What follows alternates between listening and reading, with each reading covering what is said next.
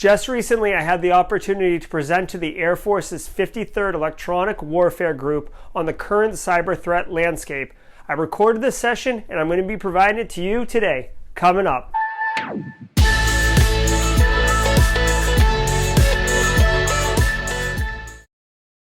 Hey everybody, how you doing? There's two things with the current pandemic that have really introduced dynamic factors to the cybersecurity landscape. One is COVID-19, and that's just because it's the biggest news story there is. So social engineers, threat actors, etc. are all taking advantage of that to get people to click on links and install malicious software. Also at the same time, and very unique to this situation, is the remote workforce paradigm that's basically become standard practice across the world. And that really introduces a lot of cyber challenges that many people hadn't thought of prior to it actually occurring. Now really quick, if you're new here, my name is Jerry Ozier and this is Simply Cyber, a YouTube channel dedicated to helping information security professionals take their career further, faster. So Colonel McGuire of the U.S. Air Force's 53rd Electronic Warfare Group reached out to me and asked if I'd be interested in presenting to his electronic warfare group on the current cyber threat landscape. I agreed to do it and I was totally excited to do it, so thank you very much, Colonel McGuire in the U.S. Air Force. I was able to record most of it. I had to redact a little bit for certain reasons, but I was able to bundle it up and I'm going to be presenting it here today. So please enjoy a presentation on the current cyber threat landscape. So today I will be providing kind of the context of a cyber threat landscape. So before we can really talk about what is going on with the cyber threat landscape, it's important to fully appreciate the cyber threat actors and kind of the evolution of them. So, whatever, 5, 10, 20 years ago, it was just, hackers operating independently. And over the years, it's gotten more and more mature, to the point now where there's obviously a ton of money into it. If you're familiar with ransomware, I mean, that's just a multi-billion-dollar industry, as well as business email compromise, which, according to the FBI IC3 organization last year, was a $7 billion in the United States issue. So there's a lot of money in there, and obviously criminals will go to where the money is. So I'm going to talk about this table briefly and go from the top down. The most real threat and the scariest one really are APTs. This is advanced persistent threats. These are basically nation state actors, and because y'all are military, I'm sure you're briefed on them and quite familiar. But there are, China's got a big one, Iran's got a big one, North Korea's got a big one. The United States doesn't self-identify as an APT because it's kind of the United States nomenclature, but the NSA is a first world cyber power, so you could kind of point that out. Now, usually with APTs, they are very, very, they're basically an arm of the military, if you will. And to use North Korea as an example, they've broken their APTs up into 3 unique functions, right? So all 3 functions are completely, top tier operators in the cyberspace, but one of them is completely focused on generating revenue for the country of North Korea.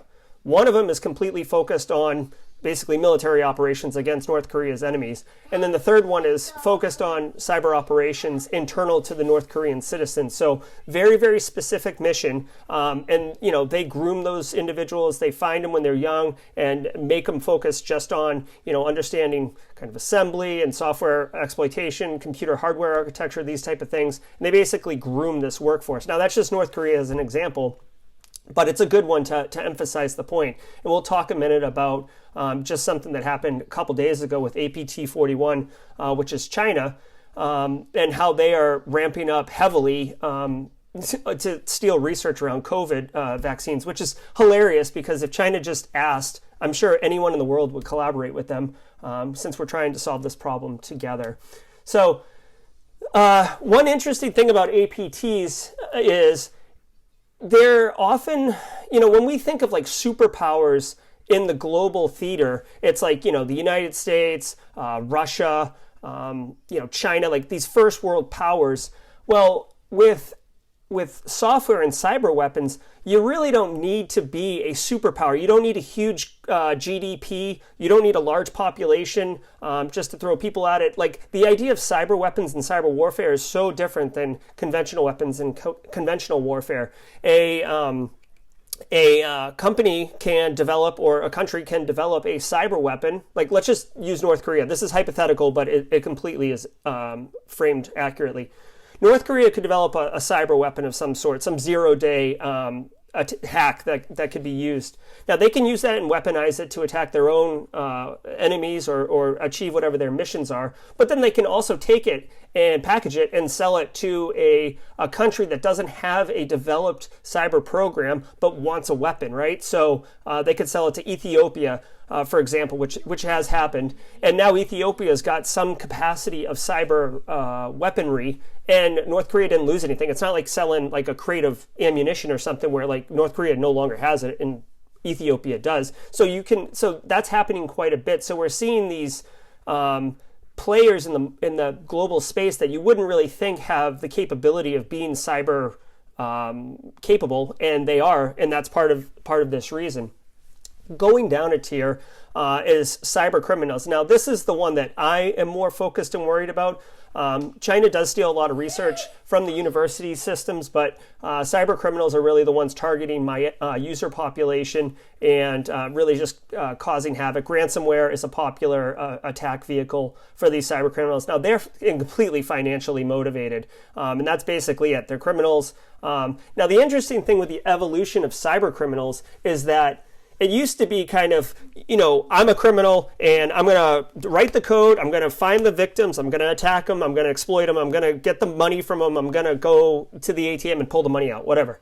Now they've basically grown into this kind of criminal system where, like, I'm really good at getting credentials, and this guy over here is really good at writing software, and this woman over here is really good at finding money mules. And they basically came up with this kind of collective criminal network that really relies on each other. There's even affiliate programs, if you're familiar with that. Like, a common affiliate program is where, if you click on my Amazon link in my profile, like, you go to Amazon, you buy something, you get a couple extra bucks. Well, they had those affiliate programs where, like, if you use my malware platform and you extort $1 million from someone from a ransom, I get, 1% of that, and you got to use my platform. It's really interesting how, there's no honor among thieves, but these individuals are criminal enterprises. And I kind of joke about thinking how, they go to work on Tuesday and like they're dreading, like, oh, we got the sales meeting this Tuesday, Ron's going to be wearing that tie or something, like just normal stuff like that.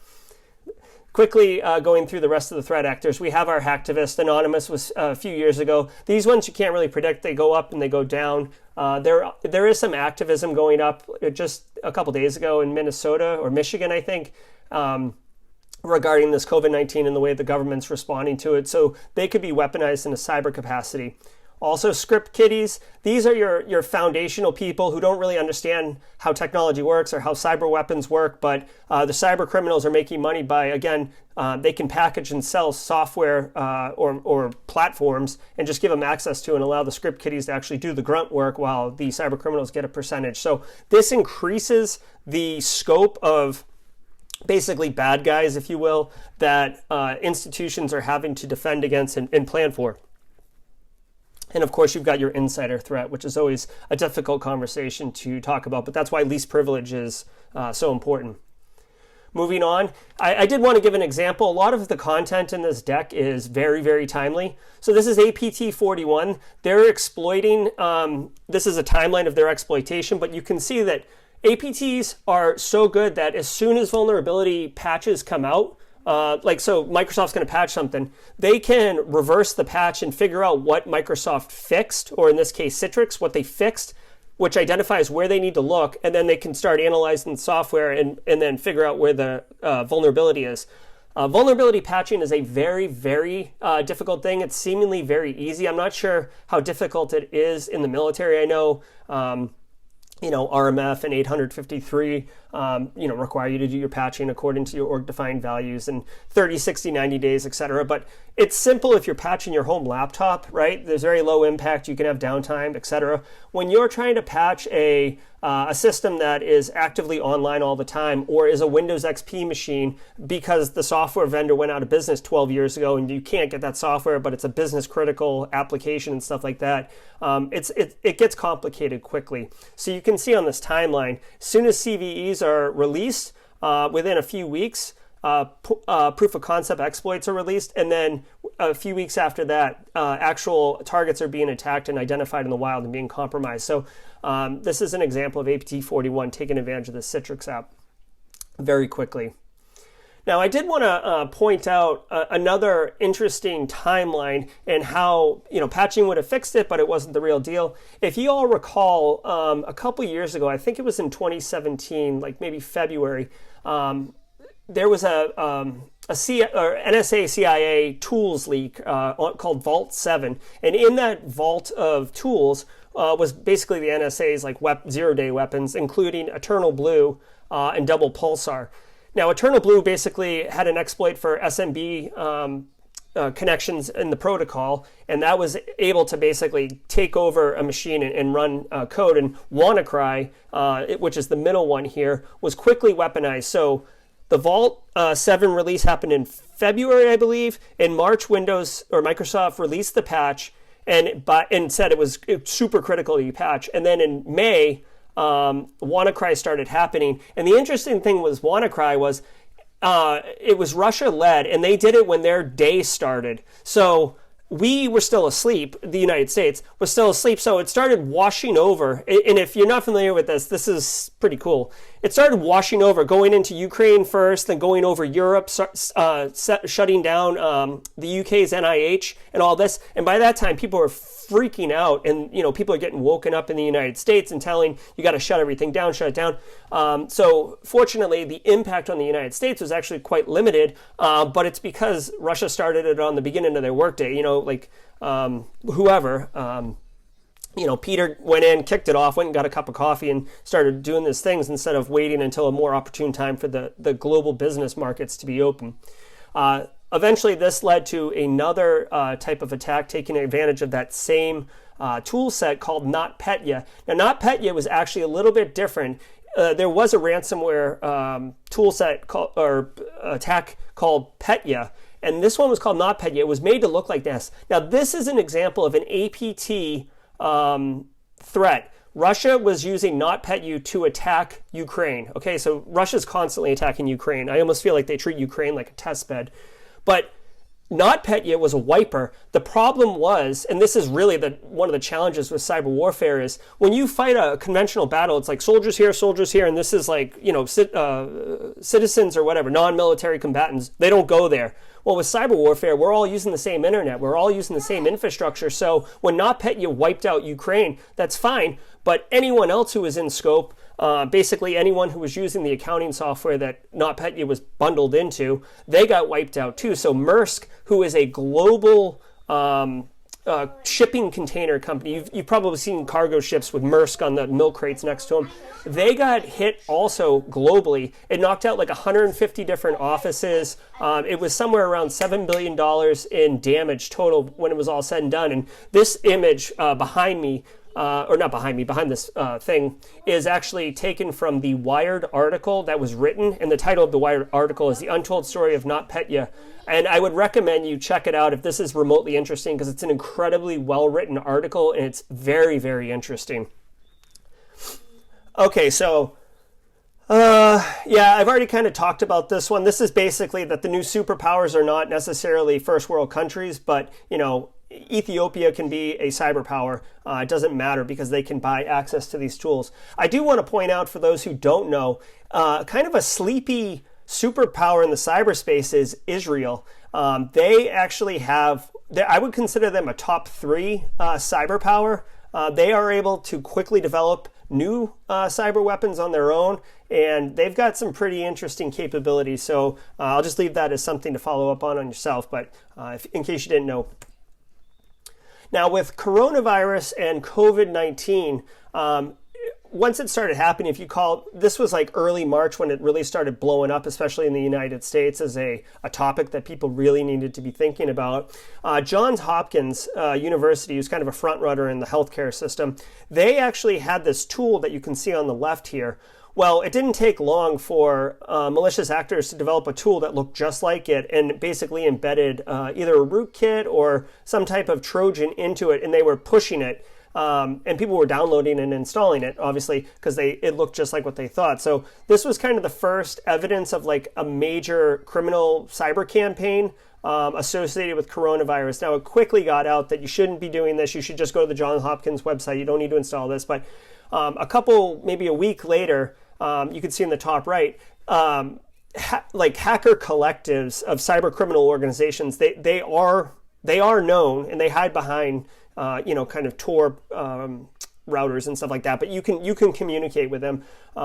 They came forward, and the big ones like Maze and it's escaping me right now, but some of the bigger ones came together and said, we will not be attacking healthcare systems during this COVID-19 pandemic. Like, healthcare systems already got a rough time right now. We're not going to be attacking them. We'll continue to attack financial institutions and whoever else we choose, but we won't target healthcare. And then, a few weeks later, you could see, I just found this one example, but there's been others. Meadville Hospital's computer system not attacked, like ransomware. It doesn't say it, but it was.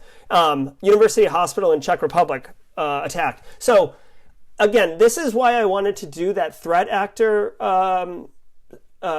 table at the beginning, because even though the major players who are like the cyber criminal, the five families in New York kind of thing, like the big players who are cyber criminals are saying that they won't do it, they've already built this huge infrastructure of affiliate criminal enterprise and platforms to weaponize for these script kiddies, and they can't control that. This is one of those situations where there's no honor among thieves, because they can't stop someone from using the tools they've already sold them. So even though they've offered these assurances, it doesn't actually stop. It may have curbed it a little bit, flattened the curve, if you will, but it didn't stop it. So I do want to point out that the more things change, the more they stay the same. So research has shown that even though people are losing their mind about COVID-19 and, like cyber campaigns, and you got to watch out for this, this, and this, in reality, according to not just Microsoft, but other research, there isn't necessarily a major uptick in overall attack frequency. So we're constantly getting attacked. Okay, me, you, the government, this organization, whatever. There's like a baseline of like what a normal attack feeds look like, how often you're getting attacked and stuff. According to the research, it hasn't really escalated because of COVID-19. What actually has happened is bad guys have just pivoted what their angle is, right? So this happens all the time.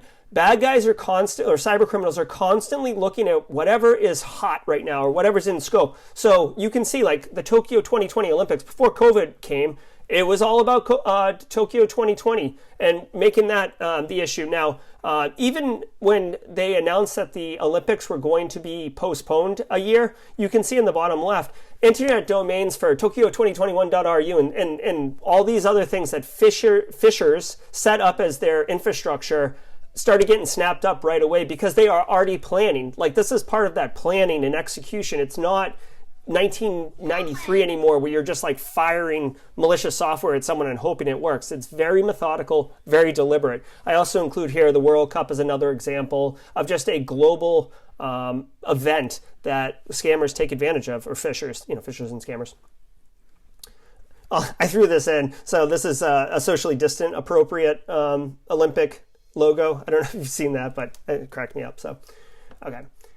So what's the anatomy of an effective phish? Now, I did want to point this out, because about 85% of all successful cyber attacks actually start with a phish, because it's an easy way to get code executed on a system with the local user's rights.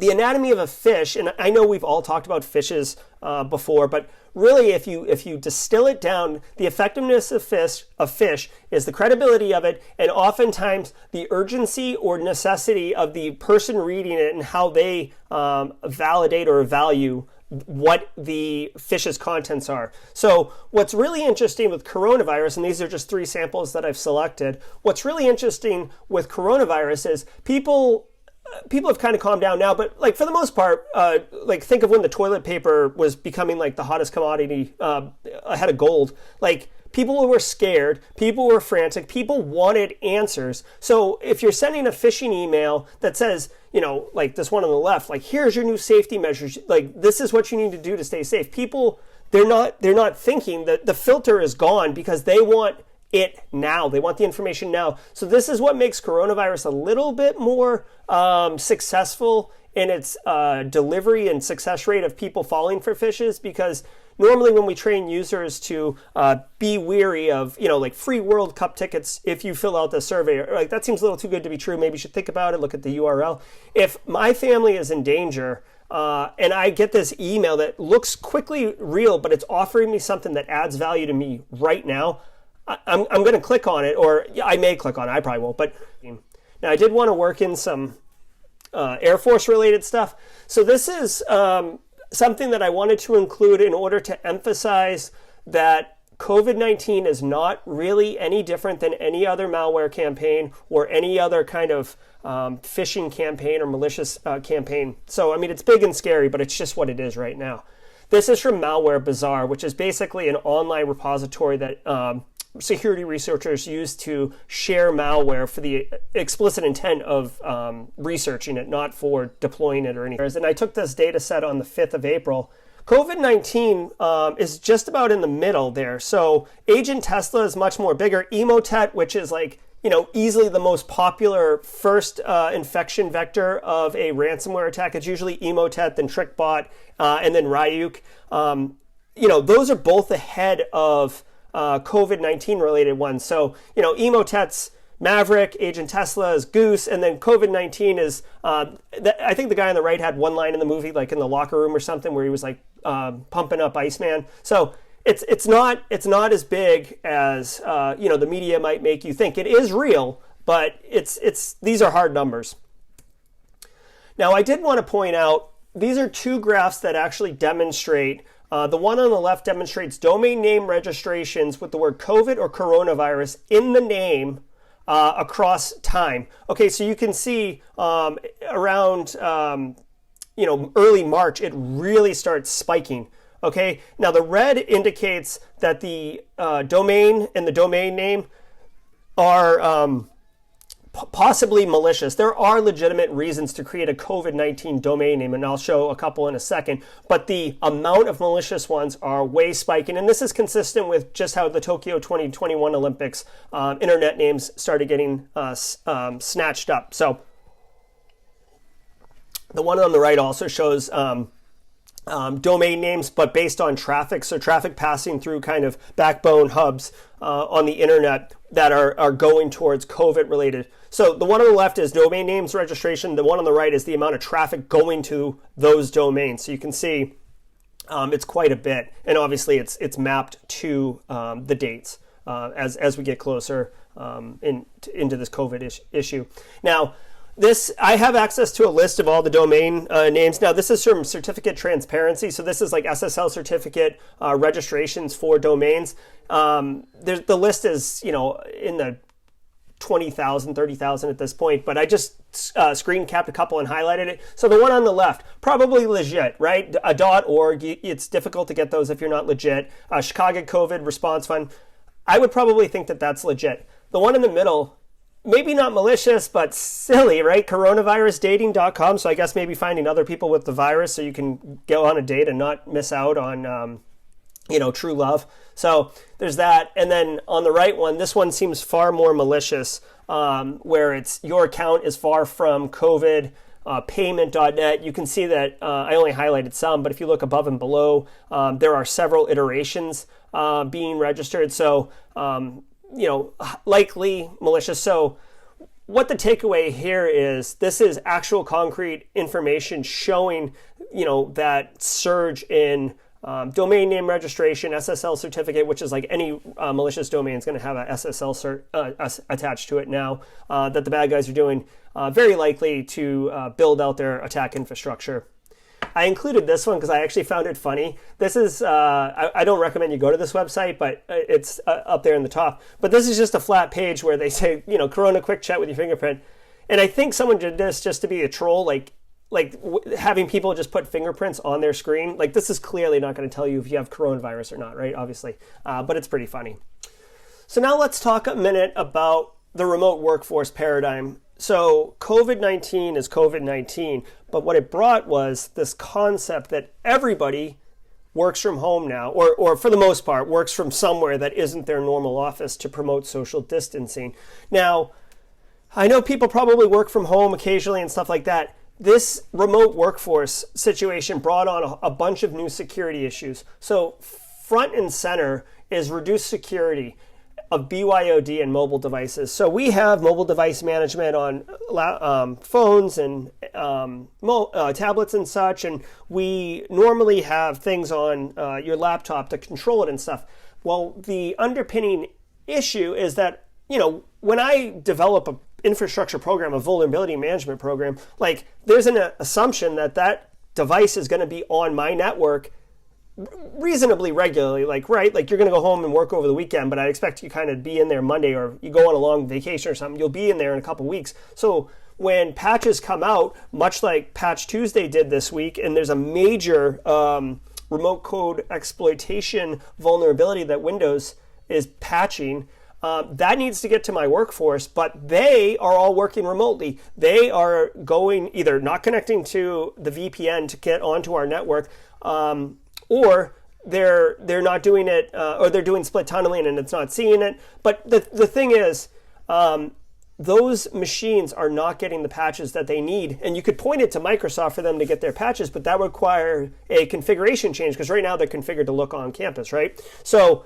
this is a challenge this is like something that I'm currently dealing with. How do you maintain the integrity and level of patch on these devices when they aren't on your network, and it's very difficult to handle. On top of that, they aren't going through our firewalls, right? So firewalls at this point do more than just block, right? There's a lot of threat intel.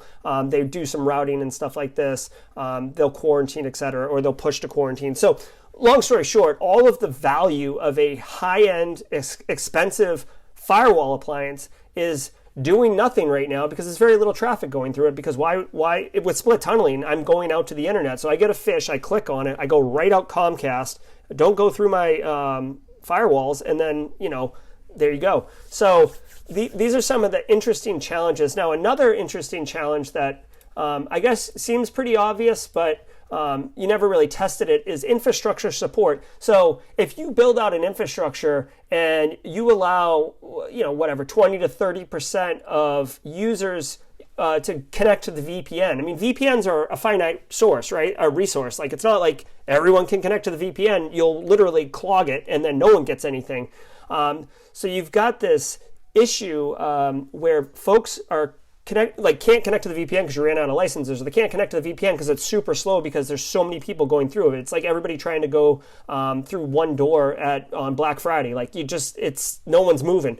So this actually encourages people not to connect to the VPN, and go back to my first point. They're not getting the patches, and they've almost been conditioned not to want to go to the VPN because it's slow and it doesn't work. And so you log in when you need to, and then you log off quickly. So there is some end user experiences that are promoting kind of a negative security posture that needs to be considered and thought through. And it's just, there hasn't been time to really think through. When you think remote workforce, work from home policies and these type of things, you're actually thinking more like, okay, so a portion of the workforce. You'd never think in 100%. And if you tried to bring 100% to the meeting, you'd probably be laughed out of the room, or like leadership would be like, really? All right, conspiracy theory guy, like, you just go over there and let the adults talk. So these are real challenges that we are dealing with. Also, I want to point out, because this is a massive problem, I don't know if it's like this in the military space because you guys have tighter controls, the use of authorized apps. So, like, for example, say your organization uses OneDrive, right? Office 365's file repository mechanism for approved storage of files and data. Okay, that's fine. Well, I am at home and I can't access OneDrive because whatever, something's happening, or it's slow, or the person I'm trying to communicate with doesn't accept OneDrive, but I do have Google Drive. I got personal Google Drive. I can easily connect to it. Now, maybe you block that in your organization through a cloud access service broker defense mechanism, but guess what? That doesn't work here because it's not configured. Your traffic's not going through. So now you've got people putting data on resources on the cloud that you A, don't know about, B, can't control, and C, you're exposing yourself to risk unknowingly. And furthermore, this is like one of my biggest concerns. A lot of the things that people are doing now are getting baked in as process, right? So say someone's using Google Drive, and then they come back to work. The pandemic's over. They come back to work. Well, they've already been using Google Drive to communicate with whoever, and it works. So, why change it? So there'll be some recession backwards for some people to adopt what normal conventions are, but there will be some subset that is going to have to be like, you got to work and like lift up rocks and look under things and find them and stuff. So that's going to be, some of this collateral debt that we're taking on by just the remote workforce capability. Now, I do want to point out here that Zoom was in the news quite a bit, and I'm sure many of you heard it. So with remote workforce comes, Teams. Like right now, we're doing a virtual meeting, right? So Zoom was a really popular one because Zoom has it's super easy to use, and there's tons of fun features, and it'll put 30 people's faces on the screen. People like that. So Zoom's got a huge user acceptance rate because of its usability. Well, the problem is Zoom had a whole host of problems. It was default configured to be super insecure. There was things called Zoom bombing where people could just basically jump into a meeting because a meeting was just a 10-digit ID. So somebody actually wrote like a war dialer that would just iterate over all million number possibilities and then report back if the room was open, how many people were in there and stuff like that. So you could quickly identify and jump in. Completely just harassers. There's really no value. I mean, someone jumps in the room, you're going to stop talking about whatever it is. But people are at home and they're bored. And unfortunately, there's a lot of trolls out there. So Zoom had a really bad day, but you can see that, it's just not cyber threat actors and really trolls will take advantage of any opportunity. So you can see with the Zoom stuff, as soon as Zoom became incredibly popular, the domain name registrations related to Zoom went up. And actually this pop-up on the right, the download manager, even though it says Zoom Cloud Meetings, this was actually a piece of malicious software. So again, people are quickly downloading Zoom. So if you could get a package, like this is an Android one, if you could get that in front of someone, download the new Zoom. It's got like the fun new background feature that I showed earlier. Okay, boom, you've got malware on them, and they're like willing to install it.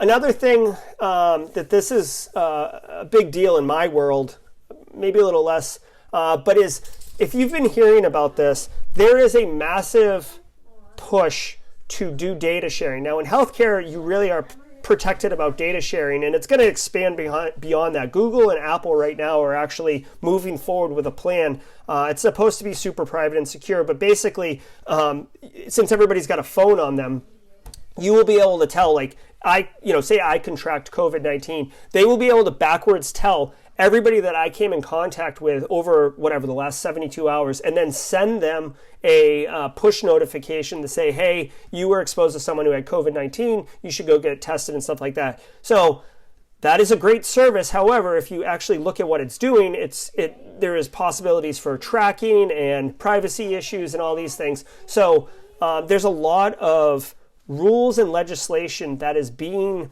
relaxed right now. HHS is the Department of Health and Human Services, and they actually control kind of what HIPAA is and the enforcement of it and the rules around it. And they've actually been releasing relaxation notifications and guidance almost like every 3 or 4 days. Excuse me. So anyways, this is the new norm, is very, very relaxed with data sharing controls and privacy. So within the healthcare space, this is something that I have to be hyper sensitive to and stay very much on top of. Again, it's for the greater good, right? It's for managing this pandemic, but once certain features and functions are put in place, obviously you got to unwind them. So where to next? All right, so there's been a lot of stuff that we talked about today, and there's a whole host of things that you can do to get more information. As I mentioned, you obviously can engage me. I'm very active on social media, both Twitter and LinkedIn and stuff like that. So if you want to keep talking to me, we'll do Q&A in a second, so we can do that right now, of course. But I do love talking about this. I know a lot about it.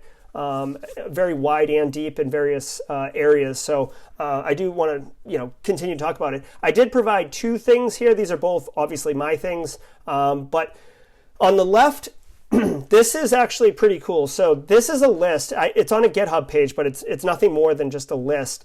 It's pretty big. Now, at my institution, we have 14 people on my information security team.